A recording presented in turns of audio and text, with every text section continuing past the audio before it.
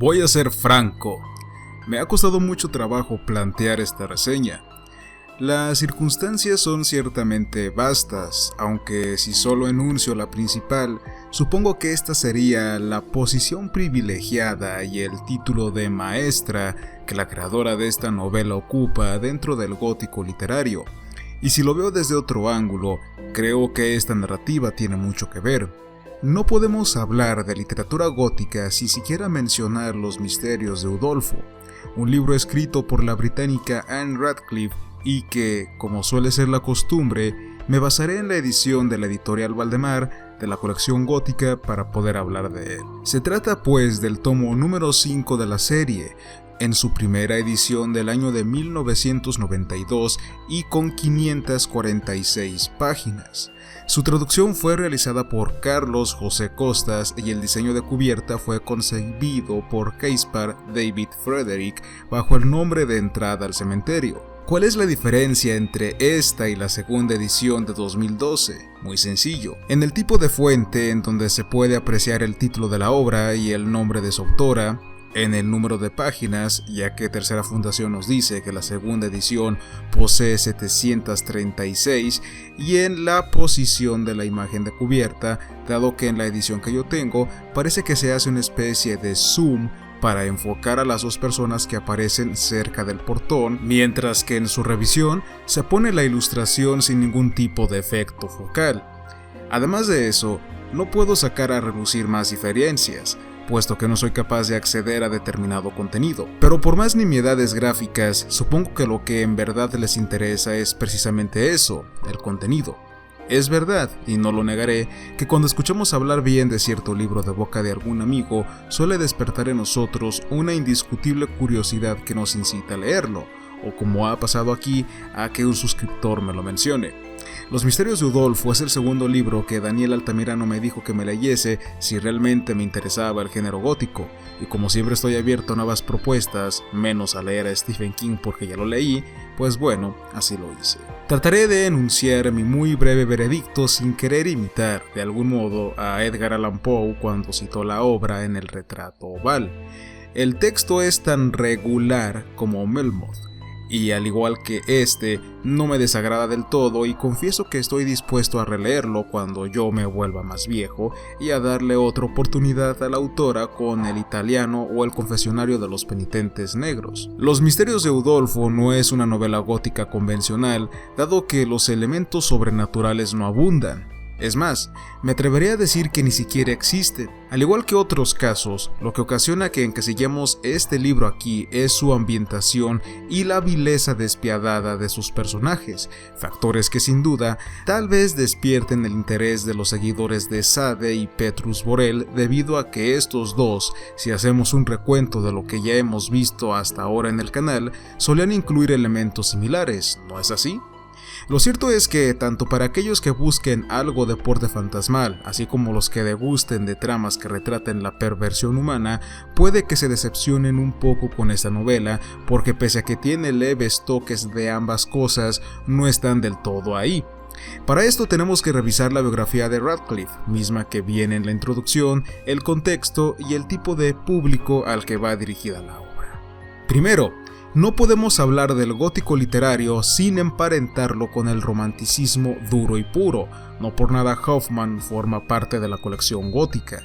Segundo, y como ya lo dije, tenemos que recordar que al igual que la arquitectura homónima, las tramas góticas parten desde una tosca, lúgubre y poco delicada base que, conforme transcurren los acontecimientos, pareciera que se van haciendo hermosos hasta volverse etéreos y corrompiéndose al unísono.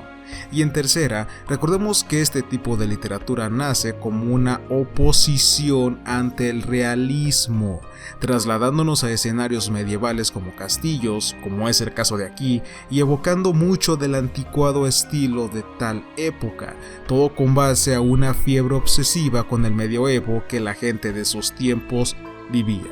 Por ende, en ningún momento se hace mención de que el gótico deba poseer siempre material espectral, y en consecuencia, Los misterios de Udolpho cumple con la mayoría de los rasgos que acabo de definir. No obstante, existe otro motivo que por lo regular pasa desapercibido para muchos y que también era muy propio del siglo XIX. Dije pues que el romanticismo era un ingrediente fundamental para el gótico, ¿cierto? Acordémonos que el romanticismo es mero idealismo, es decir, sueños que se alzan a partir de los castillos en las nubes que algunas personas piensan. ¿Ven cómo lo etéreo sale a relucir sin que nos demos cuenta? Me refiero a algo lleno de sensibilidad, nobleza y delicadeza que, si seguramente son como yo, les recuerden a las mujeres. En términos más directos, Radcliffe escribía para chicas, y no me lo estoy sacando de la manga. Si leen con atención esta novela, si realmente aplican su lectura de comprensión, se percatarán de lo que digo. Para esto hay que regresar otra vez al periodo en el que se escribió el libro. Por aquellos años es más que evidente que la mujer era reprimida y obligada a consentir cierto tipo de contratos que a nuestros ojos hoy son detestables. Personas como Radcliffe y Mary Shelley se dieron cuenta de ello e intentaron transmitir un mensaje con el que sus congéneres pudiesen sentirse identificadas y al mismo tiempo causar conciencia entre los varones que se aventuraran a postrar su vista sobre las páginas de sus libros. El concepto era simple y directo, que los valores femeninos siempre triunfarán frente a la violencia masculina, estableciendo que para ser mejores, los hombres tendríamos que abrigar la compasión y la generosidad. Obviamente todo esto estaba centrado hacia las familias burguesas que con sus influencias podrían generar dicho cambio. A final de cuentas, y como lo dicen algunos libros de teoría literaria, todo lo que aquí nos compete se resume en política, hasta la literatura de terror y horror, por muy increíble que llegue a sonar. Como ya lo comenté, Mary Shelley intentó dicha hazaña con Faulkner. Según lo que he podido investigar en foros, Radcliffe, por otro lado, cultivó la vertiente por más tiempo, en el que las jóvenes señoritas con un alto poder adquisitivo, sí, dejando de lado a las chusmas porque ellos no podían tener acceso a la literatura, eran mayoritariamente su público estrella, puesto que se sentían identificadas con las protagonistas. Es por esta misma razón por la que mi gusto de esta novela pues no llega a ciertos estándares, ¿sí? Porque yo soy hombre, que bueno, con todo y mi cara de afeminado sigo siendo un hombre. Puede que lo que acabo de decir suene machista, y sin querer buscarme algún tipo de problema, créanme que no es mi intención ofender. Yo estoy haciendo el análisis de una novela abordándola desde su contexto filosófico e histórico, mismo que no podrán cambiar a menos que tengan una máquina del tiempo, cosa que según la termodinámica y el ejemplo de la taza de café, pues es bastante probable, aunque imposible según otras leyes matemáticas y físicas y limitantes tecnológicas. Pero bueno, no nos vayamos por la tangente. Mi intención no es burlarme de las intenciones de estas dos escritoras, ni mucho menos. Lo que realmente me importa es que comprendan el motivo por el que Los Misterios de Udolpho es un libro hoy por hoy casi olvidado, como casi todos los del género gótico. Y si eso se responde muy bien fácilmente con una frase a la que recurro con frecuencia. Todo se debe a que no envejeció bien pese a la gran fama que este libro tuvo en su tiempo. Es una lástima, puesto que ese destino le va a suceder a varios autores de la actualidad por no saberse mantener atemporales. Esto ya involucra una amplia gama de factores históricos, predictivos que van emparentados con la estadística y otros tantos que dan material suficiente para un vídeo aparte. Ahora que me atreví a mencionar el factor de la temporalidad, comentaré una circunstancia que me ha inquietado de sobremanera. Si algo tienen Los Misterios de Udolpho es que es anacrónico, es decir, que no está dentro de nuestra línea temporal. Esto no es estético, no está puesto adrede para darle un cierto énfasis a la historia, ni mucho menos. Es un error, y uno bastante grave. ¿Por qué digo que es un error? Porque Radcliffe, en su intento de realzar las costumbres y los logros ingleses de la época, o mejor dicho de la época de ella, como el tomar café y enorgullecerse de que la literatura de su país era la más espléndida de ese entonces, las enuncia en un periodo anterior a las que en realidad tuvieron lugar. Afortunadamente tenemos algunos pies de página que nos aclaran estas deficiencias, algo que yo agradezco mucho porque en verdad existe gente que no se percata de ello debido a que desconocen los hechos históricos. En verdad no entiendo cómo algunos individuos, la verdad, se atreven a mofarse de los libros que contienen citas textuales que aclaran puntos equiparables a estos.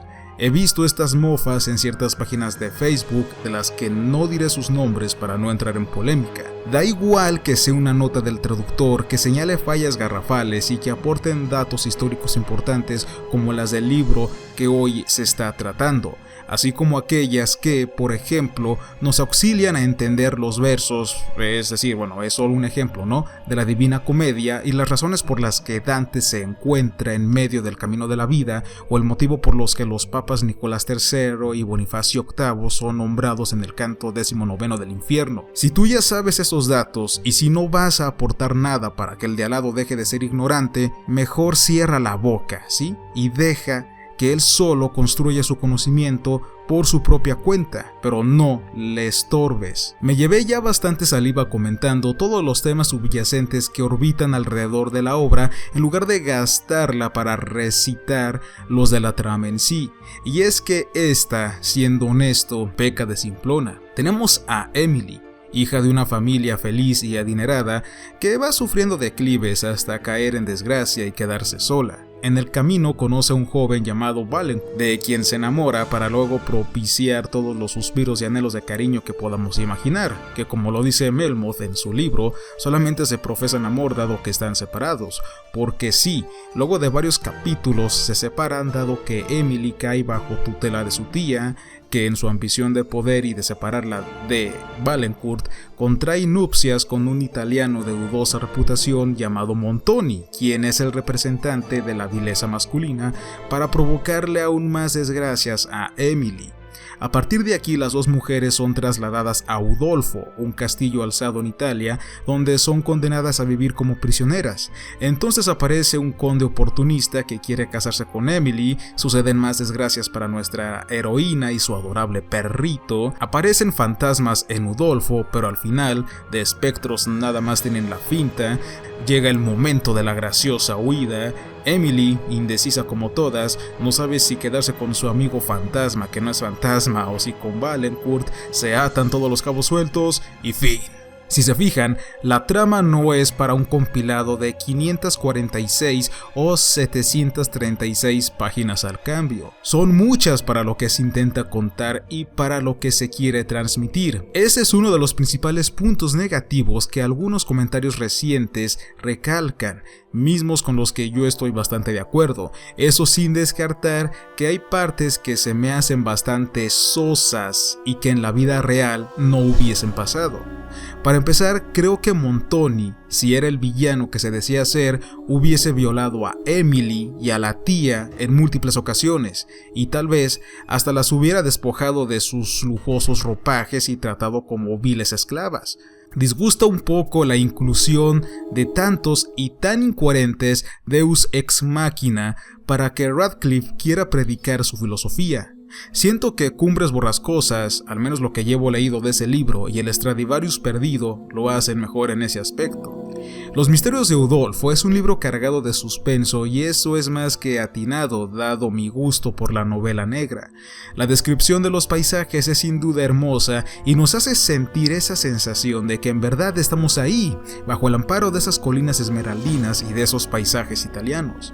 Si somos realistas, esta es la verdadera herencia que Radcliffe le legó a futuros autores del gótico, como es el caso de Edgar Allan Poe, como ya dije, o de Wilkie Collins y el resto de la oleada del grupo del periodo victoriano.